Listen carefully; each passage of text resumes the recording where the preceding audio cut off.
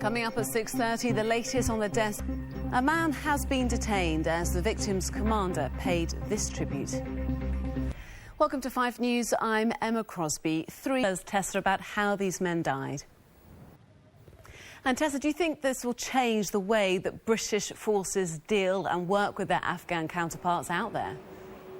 Well, as you can see, we've Webster, who suffered domestic violence in her first marriage when she was in her 20s, and it's great to have you on the programme tonight. Thank you. It's an incredibly moving video, isn't it? It's really clever, actually. The idea is to target young women in particular, when half of young women have had some form of physical abuse in a relationship. I mean, it's hideous, isn't it?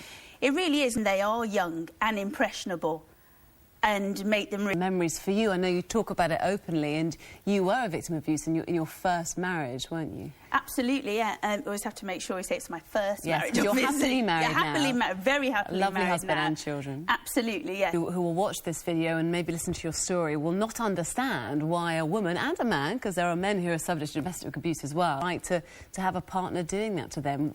Did you ever have those feelings? Yeah, I can quite easily answer that, and I think, you know, another common one is, why didn't you just leave? Back yourself from that awful situation. Oh, God, well, actually, he left me. And... You may be in the situation that you were in. What should they do? Find whatever little bit of... After this short break, don't go away.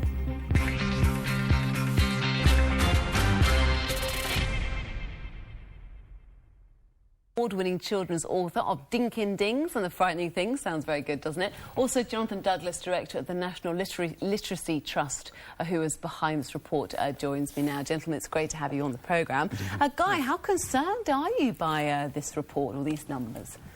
Well, now, you're obviously a very accomplished author, but as a child, you also weren't that bothered by reading books, is that right? True. It's true. It took me quite a long time. When school boys get to GCSE age, because there's a real difference between girls getting good GCSEs in English and boys, and that's when it starts to make a real impact on their lives. Yeah, I mean, as Guy said... Stereotypical here, Guy, but they like to be out and about playing, you know, football, rugby, doing all sorts of boys' things, and girls much rather sit at home and read. Who's not encouraging boys to read books, do you think? Well, as Guy says, it starts at the earliest stage. So getting kids and boys in particular to read for the love of it. I loved books when I was younger, but is that the key? On to the next question, actually. What about libraries? What about school? Guy Bass.